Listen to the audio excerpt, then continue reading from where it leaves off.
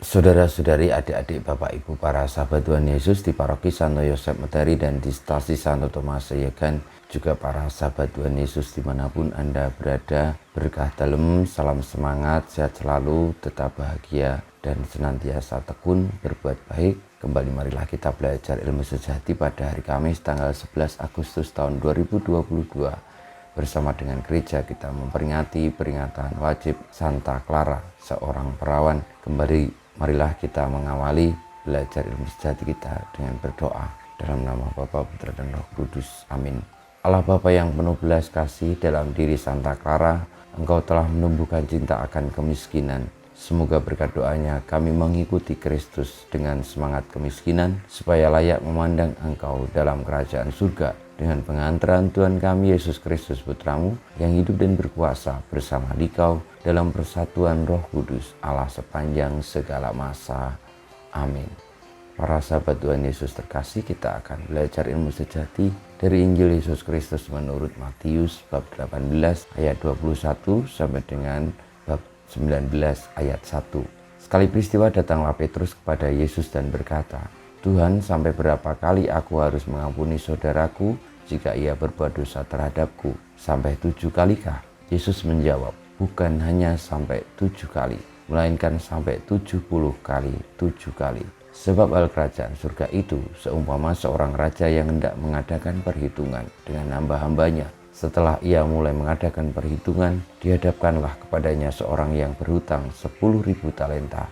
Tetapi karena orang itu tidak mampu melunasi hutangnya, raja lalu memerintahkan supaya ia beserta anak istri dan segala miliknya dijual untuk membayar utangnya. Maka bersujudlah hamba itu dan menyembah dia, katanya, 'Sabarlah dahulu, segala utangku akan kulunasi.' Tergeraklah hati raja oleh belas kasih akan hamba itu, sehingga hamba itu dibebaskannya dan utangnya pun dihapusnya. Tetapi ketika hamba itu keluar, ia bertemu dengan seorang hamba lain yang berutang 100 dinar kepadanya. Kawan itu segera ditangkap dan dicekik, katanya, 'Bayarlah utangmu.' Maka sujudlah kawan itu dan minta kepadanya, 'Sabarlah dahulu, utangku itu akan kulunasi.' Tetapi ia menolak dan menyerahkan kawannya ke dalam penjara sampai semua utangnya ia lunasi. Melihat itu kawan-kawannya yang lain sangat sedih, lalu menyampaikan segala yang terjadi kepada tuan mereka.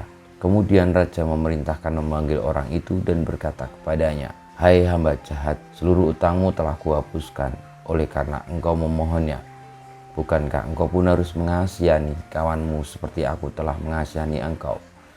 Maka marahlah tuannya dan menyerahkan dia kepada algojo-algojo sampai ia melunasi seluruh utangnya. Demikian pula Bapakku di surga akan berbuat terhadapmu, jika kalian tidak mengampuni saudaramu dengan segenap hatimu." Setelah Yesus selesai dengan pengajarannya, berangkatlah ia dari Galilea dan tiba di daerah Yudea di seberang sungai Yordan. Demikianlah sabda Tuhan, terpujilah Kristus. Saudara-saudari, para sahabat Tuhan Yesus yang terkasih, salah satu sifat kemahakuasaan Tuhan dan juga penuh kasihnya Tuhan adalah ketika Tuhan mengajari kita memiliki hati yang penuh pengampun, karena Tuhan sendiri adalah Maha Pengampun. Marilah di dalam hidup ini, ketika kita telah diampuni oleh Tuhan, telah dikasihi oleh Tuhan, kita pun kembali mewartakan kasih itu dengan mengampuni orang lain, dengan mengasihi sesama dalam situasi apapun, dalam kesalahan apapun. Ketika ada orang yang mohon ampun dan bertobat, maka marilah kita memberi ampun. Dan juga ketika kita bersalah, kita berdosa, maka kita akan mohon ampun, belas kasihan. Dan itulah tanda kerajaan surga. Dan itu pula yang akan membawa kita kepada keselamatan sebagai murid-murid Tuhan.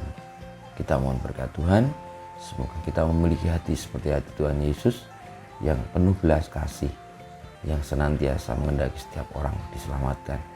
Dan akhirnya kita pun karena telah dikasih, telah diampuni, memberikan hidup dan juga mengampuni sesama kita yang bertobat.